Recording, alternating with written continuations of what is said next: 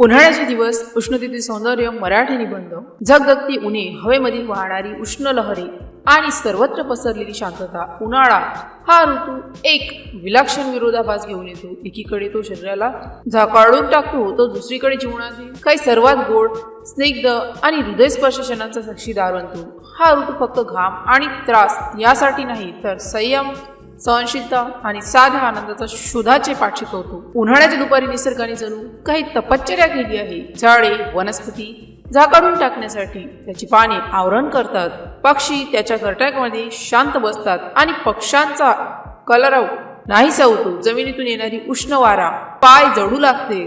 असे वाटते की पृथ्वीमाता स्वतःच्या आत सर्व ऊर्जा मिळून भविष्यातील नवे पीक, एक नवीन जीवन तयार करत आहे. ही उष्ण जातीची तपश्चर्या आहे. हे दृश्य हृदयाला स्पर्श करते, कारण ते आपल्या शिकवते. उष्णता तिची तपश्चर्या आहे. ही दृश्य हृदयाला स्पर्श करते, कारण ते आपल्याला शिकवते की अडचणी ही नवीन सुरुवातीचा पाया असतो. लहानपणीच्या आठवणीत आणि साधे सुख, उन्हाळ्याची सुट्टी ही लहानपणाचे स्वर्ग होते. दिवसाच्या उष्णतेनंतर संध्याकाळची वाट पाहणे हा एक वेगळाच उत्साह असते. सायकलवर लादून आलेल्या बर्फाच्या गाडीची घंटी ऐकून धावणे, कच्च्या आंब्याचे पन्ह पिणे आणि रात्री छतावर झोपणे. छतावर पसरलेली खटिया, हातात पंखा आणि डोक्याजवळ ठेवले रेडिओ, हे सर्व सुख आजच्या एसीच्या जगातून खूपच जास्त आरामदायी होती. आकाशात चमकणारे तारे आम्हाला काही कथा सांगण्याची वाट पाहत असल्यासारखे वाटत.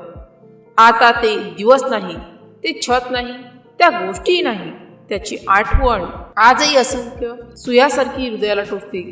जगण्याचा झगडा, उष्णतेचा हंगाम त्या लोकांसाठी एक भीषण संघर्ष घेऊन येतो, ज्याच्याकडे आरामाचा आधार नाही.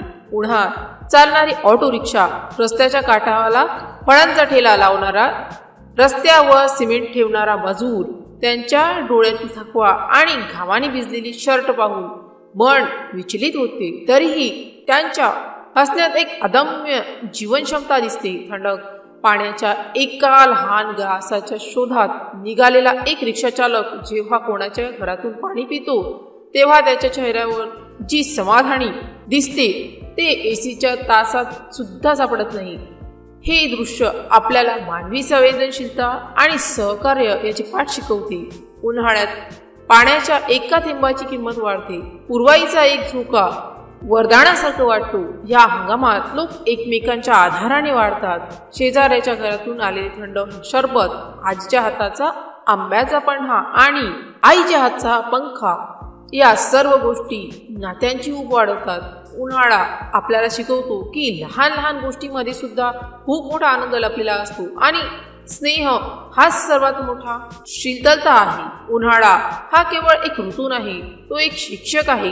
तो आपल्याला संयम ठेवणे, निसर्गाचा आदर करणे, लहान आनंदाला महत्त्व देणे आणि इतरांच्या वेदना समजून घेणे शिकवतो. तो आपल्याला आठवण करून देतो की ज्याप्रमाणे उन्हाळ्यानंतर पावसाच्या थेंबांनी प्रत्येकाला थंडावा मिळतो, त्याचप्रमाणे जीवनातील प्रत्येक अडचणीनंतर आनंदाचा काळ नक्कीच येतो. उन्हाळ्याची उष्णता आपल्याला बलवान बनवते आणि जीवनाबद्दलची आपली कदर वाढवते. जर या पोस्टशी संबंधित काही गोंधळ असेल किंवा आपल्याला अशा कोणत्याही विषयाची माहिती हवी असेल तर कृपया खालील दिलेल्या कमेंट बॉक्सद्वारे आपले प्रश्न आम्हाला विचारू शकता. या पोस्टशी संबंधित आणखीन काही प्रश्न असतील, आपण आम्हाला ते देखील सांगू शकता की आम्ही त्या समस्या नक्कीच सोडवू.